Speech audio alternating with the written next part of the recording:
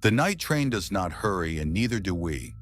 Somewhere far ahead, the engine breathes its low, patient breath, and somewhere far behind, the last car trails like the end of a long, gentle thought.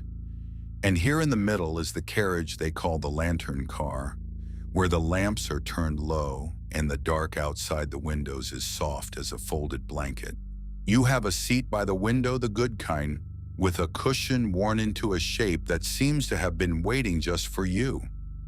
Across the little table sits the lamp itself, a round brass thing with amber glass, and inside it a small steady flame leans this way and that as the train rocks, never going out, never flaring up, only swaying like something half asleep. The light it gives is the color of honey held to a window. It pools on the table. It warms the backs of your hands. The steward comes through now and then, though there is never any reason to hurry her. She wears soft shoes and carries a tray that does not rattle. And when she stops at your table, she does not ask if you need anything important, because nothing here is important. She asks only whether you would like more tea, and you would. So she pours it slow, and the steam rises and curls and folds back into the warm air. And she moves on down the swaying aisle toward the next quiet lamp. The tea tastes of something gentle, chamomile maybe, or the memory of it, with a little honey already stirred in. You wrap both hands around the cup. It is exactly as warm as it should be, and stays that way longer than seems quite possible, the way good things sometimes do on this train, where the rules of the daytime world have loosened and gone soft at the edges. Across the aisle, an old gentleman is reading. He has been reading the same page for a while, you think.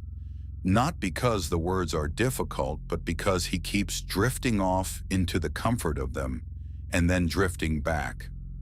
His finger rests on the line where he left off.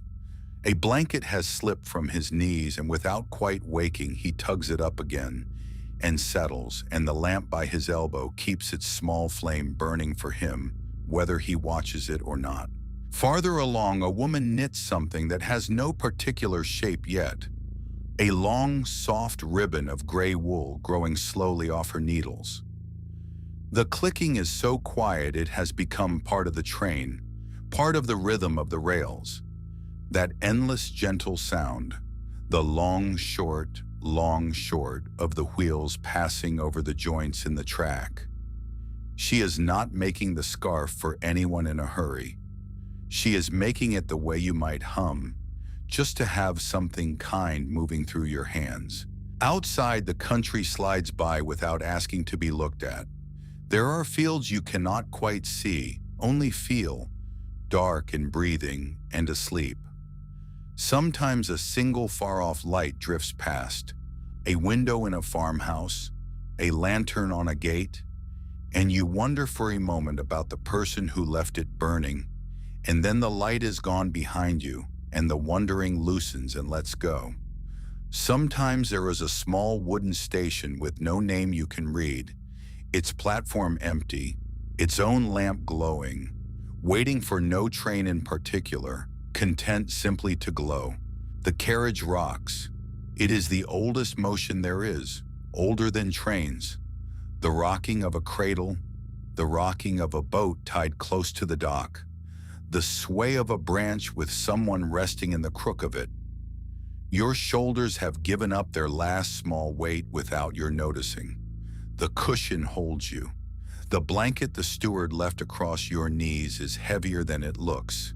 In the good way, the way that says you may stop holding yourself up now.